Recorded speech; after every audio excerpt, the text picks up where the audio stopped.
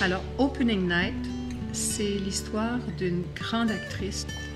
Elle arrive à un moment charnière de sa vie, juste après qu'une jeune groupie se soit fait happer par une voiture au moment où elle lui demandait un autographe. La jeune fille meurt et ça propulse l'actrice dans un désarroi assez complet. Quand j'avais 17 ans, je pouvais faire ce que je voulais. Tout était facile. Mes émotions étaient toujours à fleur de peau. Je trouve que c'est de plus en plus difficile de m'approcher des autres. C'est bon? OK. Carte blanche à David Giguère, auteur, compositeur, interprète. Une femme, un homme, un fusil. Une île, une guerre, un lit. Au milieu de l'agitation quotidienne, loin du bruit qui étourdit, la lecture publique, c'est l'occasion de faire entendre, de faire voir, de faire ressentir à l'auditeur la voix de grands écrivains et les destinées romanesques de personnages qui nous parlent et qui nous réconcilient comme ça. Les grands auteurs savent le faire avec notre propre humanité.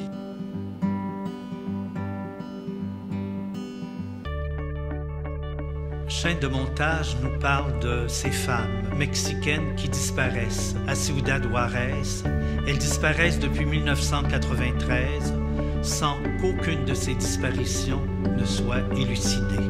Je voudrais au moins savoir, seulement savoir.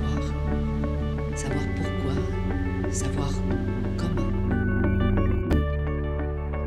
Nous avons soif. Soif de flots de lumière, d'immensité humide, de poésie mouillée. Un lilas qui fleurit sur l'échangeur turco. Une lettre anonyme sur la tombe de Godin. Des cagoules, de l'amour, des poèmes.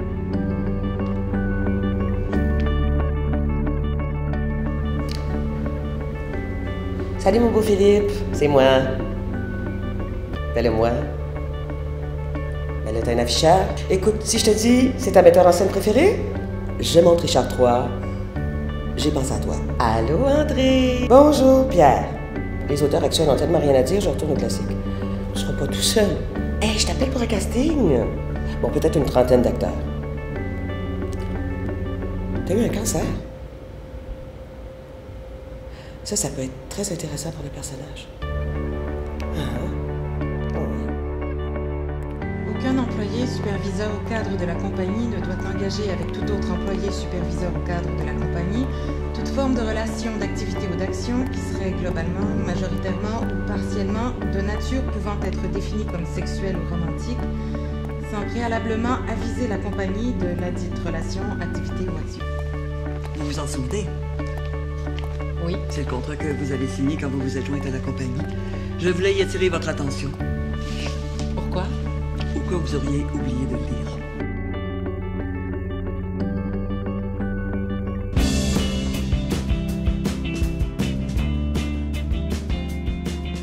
Tout ce qui n'est pas sec, c'est un spectacle ludique, étrange, qui frôle l'absurde parfois, mais qui est une célébration de l'imaginaire aquatique qu'on a tous en nous et qui nous unit tous dans un grand bassin de bonheur.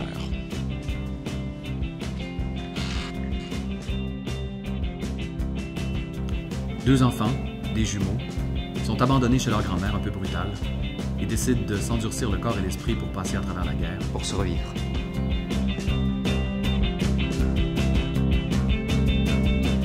On est en 1976 en Ukraine soviétique. Sacha a 7 ans et il découvre que sa mère n'est pas sa vraie mère et que sa mère l'a abandonné quand il avait 3 ans. Donc il décide de devenir célèbre pour qu'un jour il passe à la télé et sa mère le reconnaisse. Ils disent c'est lui, c'est Sacha, c'est mon fils. Au Katsu, il y a évidemment du théâtre, de la musique, de la danse, de la poésie, mais il y a aussi tout le volet social par l'organisation d'activités comme les auditions de la diversité, les auditions générales de fin d'année, les soirées de discussion avec le public, l'heure du conte, le cœur d'enfant. les vendredis grilled cheese aussi. Il y a vraiment une réelle volonté d'interpeller le citoyen et de faire en sorte que le 4 sous soit véritablement ancré dans le tissu social de son quartier.